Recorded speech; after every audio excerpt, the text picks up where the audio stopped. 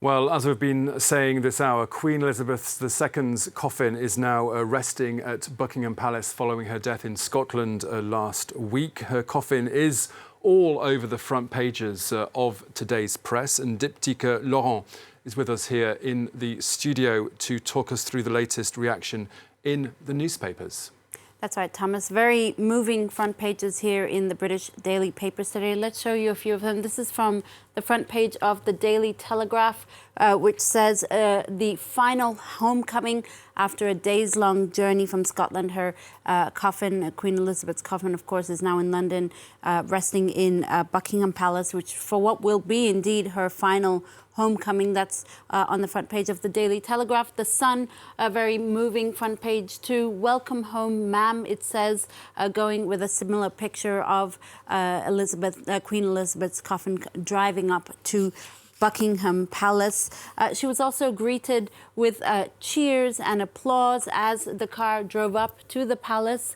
The Daily Express says she's home for one last time, noting that the royal family had a very private moment. They paused public duties to sort of gather together and remember Queen Elizabeth ahead of that funeral next week, Thomas. Now, Queen Elizabeth's body will lie in state in Westminster Hall ahead of that state funeral, and none of the preparations have been left to chance, Dipty. That's right. There's some sort of quirky details that we picked up this morning in the British papers. Metro tells us that everything has been organised to a minute detail, including preparation or training for the horses who will be taking part in the Queen's funeral next week. This extensive training, I quote, includes soldiers pretending to sob in front of horses, tossing flags and bouquets of flowers in their path to help them get ready for the huge crowds who will be lining up to pay their respects. Among the horses taking part is 18-year-old veteran Cassius. He was actually present at Margaret Thatcher's funeral almost 10 years ago, Thomas. Moving on, the Bill and Melinda Gates Foundation have released their annual report on the state of the world. Dipty, tell us more.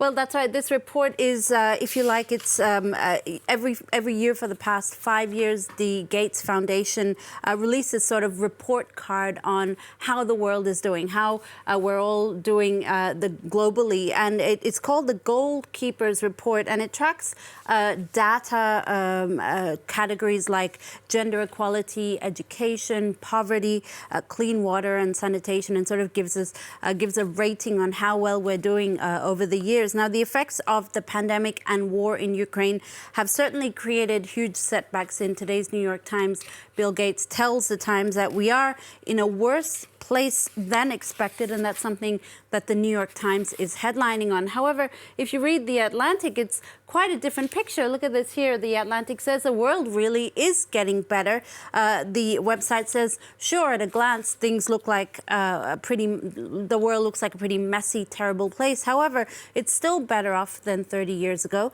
Infant and child mortality has declined. Poverty and hunger have declined. Lifespans have increased. There are far fewer smokers today than 30 years ago, and tropical diseases have declined by 70%. So really, it's proof that it's also a question of perspective in the articles that you read, Thomas. Now, Dipty, you've also found some tributes to the legendary new wave Franco-Swiss director Jean-Luc Godard, who died on Tuesday. That's right. The French paper Libération going with this very moving front page today. Forever Godard, it says on its front page, really hailing the director for being prolific and protean in his work. The Swiss paper Le Temps also has an equally moving front page today. The paper actually going with a play on words, et mes films, tu les aimes, my films, do you like them? It's sort of a play on words of one of the most famous lines in Godard's film Contempt. And the Swiss paper says, you know, there was a before and after Jean-Luc Godard, like Orson Welles and Alfred Hitchcock before him. He also made his indelible mark on cinema. And finally, Dipty, many people might be sobbing, heartbroken this Wednesday because the Hollywood actor Leonardo DiCaprio has a new girlfriend.